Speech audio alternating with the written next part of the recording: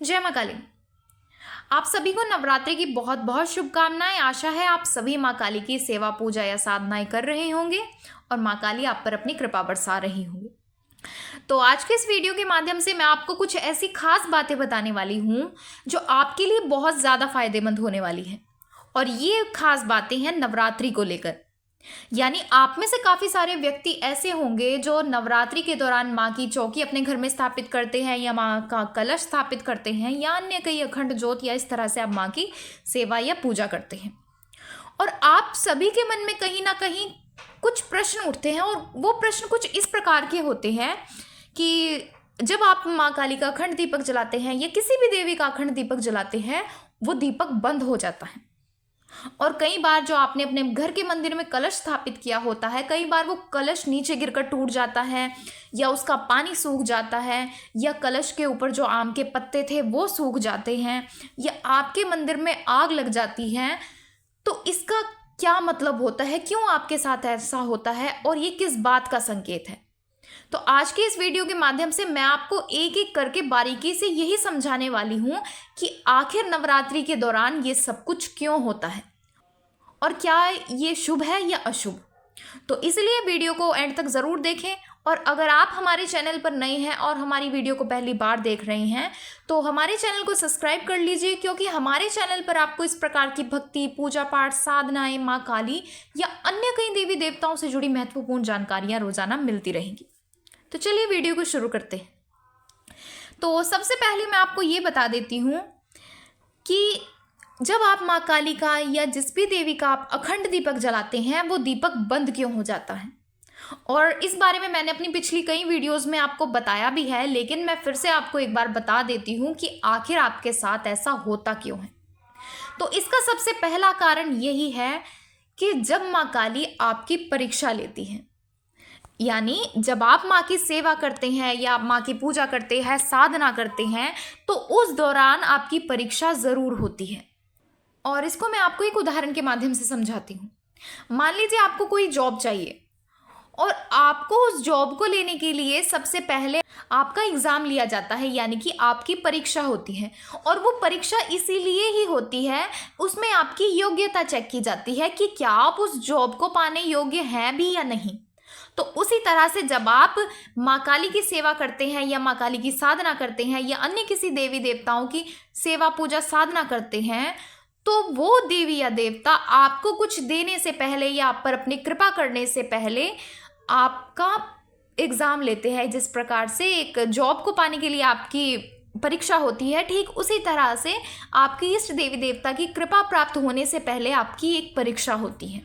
और अगर आप उस परीक्षा में पास हो जाते हैं तो आप अपनी इष्ट देवी देवता के बहुत ही ज़्यादा करीब पहुंच जाते हैं और आपको उनकी कृपा प्राप्त होती है। लेकिन अगर आप उनकी परीक्षा में फेल हो जाते हैं या आप उनकी परीक्षा को पार नहीं कर पाते, तो आपको आपके इष्ट देवी देवता की कृपा प्राप्त नहीं होती। और ऐसा नहीं होता कि आपके इष्ट देवी देवता कॉपी या पेन लेकर आपकी परीक्षा लेने आएंगे। देवी या देवता की परीक्षा कुछ इसी प्रकार की होती है, आपकी पूजा पाठ से जुड़ी, आपके परिवार संबंधित कुछ इस तरह से वो परीक्षाएं लेते हैं। तो जब आप इन नवरात्रि के दौरान माँ काली के नाम का अखंड दीपक जलाते हैं तो माँ काली आपकी श्रद्धा और भाव को देखने के लिए, आपके विश्वास को देखने के लिए कुछ इस प्रकार से ही करती हैं। कई बार आपका अखंड दीपक बंद हो जाता है।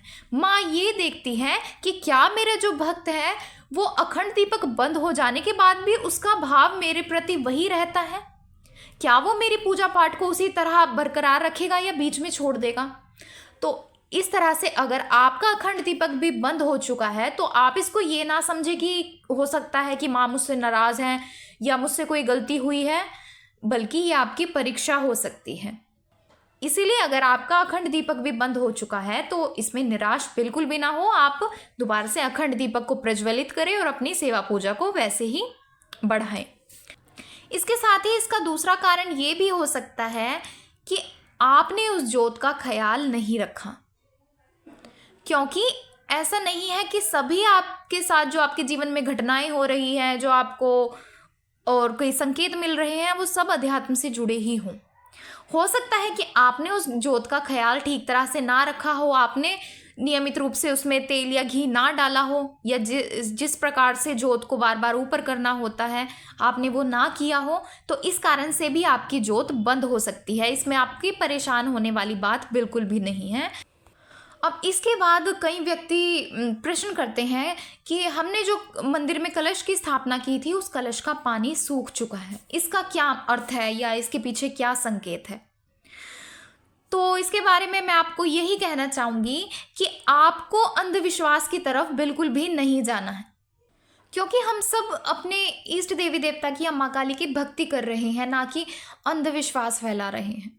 तो इसमें आपको थोड़ा लॉजिक लगाना होगा। ऐसा नहीं है कि आपके साथ जो भी चीज़ हो रही है, जो भी घटनाएं हो रही हैं, वो हर आपके देवी देवता का ही संकेत होगा, या आपके इष्ट देवी देवता या माँ काली आपको संकेत ही देते रहेंगे, या जो कुछ भी आपके साथ हो रहा है वो सब कुछ इसी कारण से हो रहा है,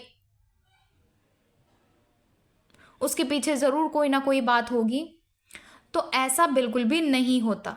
आपके इष्ट देवी देवता आपको कुछ संकेत देते हैं और वो संकेत इस प्रकार के होते हैं, आप उनको आसानी से समझ सकते हैं, आपको समझ आ जाता है कि ये उनके द्वारा दिए गए कुछ संकेत हैं। लेकिन अगर आपके साथ कुछ ऐसा हो रहा है कि आपके कलश का पानी सूख रहा है, तो इसमें परेशान होने वाली बात बिल्कुल भी नहीं होती, क्योंकि जो मिट्टी का कलश होता है, और जब आप कोई मिट्टी का नया बर्तन खरीद कर लाते हैं और जब उसमें आप पानी भरते हैं, तो वो मिट्टी का बर्तन उस पानी को अपने अंदर एब्जॉर्व कर लेता है और इसी कारण से वो पानी सूख जाता है।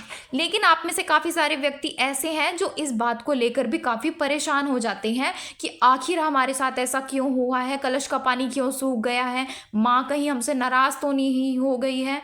तो इस प्रकार की बातें अपने मन में बिल्कुल भी ना लेकर आएं। और अगर आपके साथ बार बार हर नवरात्रि में कुछ इसी प्रकार से होता है, आपके जो मिट्टी का कलश है उसका पानी ख़त्म हो जाता है, तो आप एक कार्य करें, जब भी आप कलश की स्थापना करते हैं तो एक दिन पहले आप उस मिट्टी के कलश को लेकर आएं।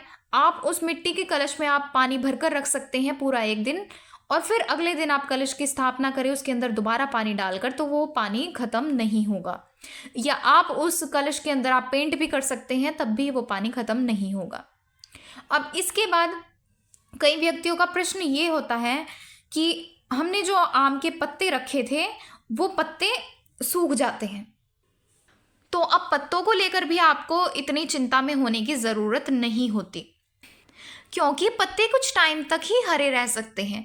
जब पत्ते टहनी से टूट जाते हैं तो वो धीरे धीरे कर सूखने लग जाते हैं, और जब आप उन कलश में पत्तों को रखते हैं और कलश का पानी सूख जाता है, तब भी वो पत्ते धीरे धीरे सूखने लग जाते हैं। तो इसलिए इसमें इतना परेशान होने वाली बात बिल्कुल भी नहीं है कि हमारे जो कलश में पत्ते रखे थे वो सूख जाते हैं।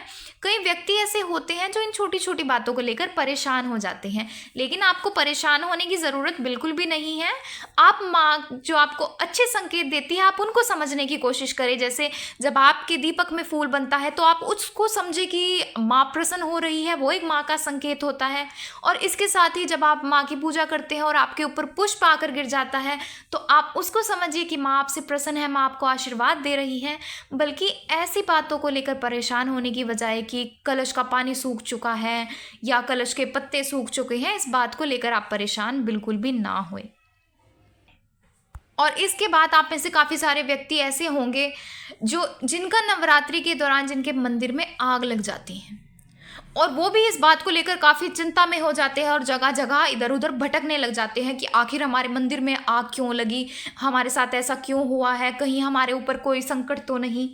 और ऐसे में वो व्यक्ति जगह जगह चौकियों में भटकने लग जाते हैं, और कई व्यक्ति उनको ऐसे मिल जाते हैं जो उनके मन में कई तरह के वहम उत्पन्न कर देते हैं, या वो उनको डरा देते हैं कि आपके ऊपर तो ये संकट आने वाला है, इस कारण से आपके मंदिर में आग लगी है, या आपको ये करना होगा, वो करना होगा।